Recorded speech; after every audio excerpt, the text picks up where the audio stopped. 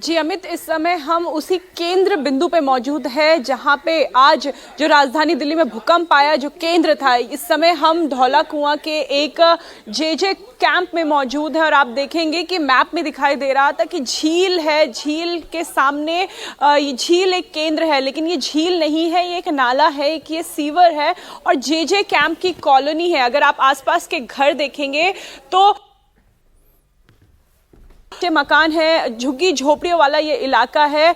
गनीमत ये रही कि जो रिक्टर स्केल पे जो मैग्नीट्यूड था भूकंप का वो 4.0 था। अगर इससे ऊपर होता तो नुकसान बहुत ज्यादा हो जाता, लेकिन अभी आप देखेंगे कि दीवारों पे कोई दरारें यहाँ पे नहीं है। लेकिन ये कितना सेंसिटिव जोन है और इस सेंसिटिव जोन में इस प्रकार के कच्चे मकान होने से यहाँ के लोगों के लिए बहुत ज्यादा खतरा हो जाता है। अमित, मैं आपको पूरी अगर तस्वीरें दिखाऊं इस कैंप की तो आप समझ सकेंगे कि यहाँ की जो लोग हैं वो किस तरीके से डरे होंगे जब ये इतनी तेज जो भूकंप के झटके थे वो यहाँ पे महसूस किए गए।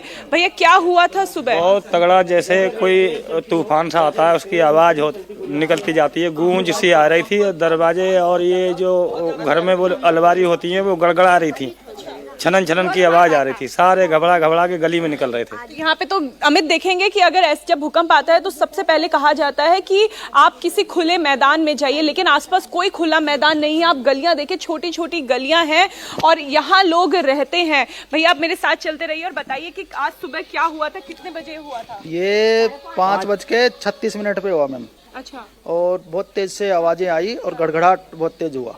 ऐसे लग रहा है जैसे ड्रिल मशीन चला रहे हैं दीवारों में।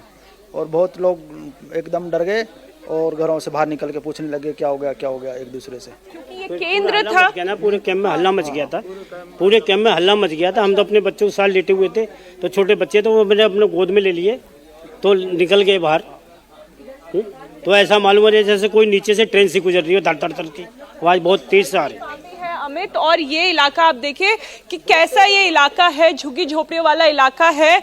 कुछ भी नुकसान हो सकता था, लेकिन फिलहाल गनीमत ये रही कि जो भूकंप की तीव्रता थी वो बहुत ज्यादा नहीं थी, लेकिन क्योंकि ये केंद्र बिंदु था इसलिए सबसे ज्यादा धरती यहाँ पे कांपी और यहाँ के लोग जो है वो अपने बचाव के लिए बाहर निकले। लेकिन बचाव कैसे करते? ये छोटी छोटी गलियां हैं, एक ही मकान में देखिए एक छोटे से कमरे का मकान है। लगभग 3 से 4 लोग एक ही परिवार के इस मकान में रहते हैं और ऐसे में जब भूकंप आता है तो अपनी जान को बचाना प्राथमिकता होती है, लेकिन प्राथमिकता वो अपनी जान कैसे बचाए। सभी लोग इस कैंप के यहाँ से भागे। बाहर मेन रोड है, केवल मेन रहते हैं, उन्हें तो पता भी नहीं है। बहुत से लोग तो सो रहे थे, हम तो सो रहे थे। मैं तो सोते सोते एकदम आवाज आई है ना तो उठ के बैठे हैं। मैंने को मम्मी को बोला, मम्मी उठ जल्दी से, नीचे चल भूकंप आया है। ऐसे फिर बचाव के लिए आप कहाँ गए थे? हम तो उतर ही नहीं पाए नीचे। माँ बाप कहाँ रहते?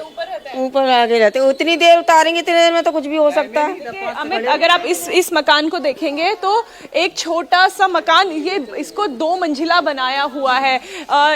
इस ऐसे में अगर आप ऊपर के पहली मंजिल में है तो अगर आप नीचे आते हैं 10 से 20 सेकंड का जो भूकंप का समय था उसमें लोगों को समय ही नहीं मिला कि वो इस तरीके से पहली मंजिल से नीचे आ सके।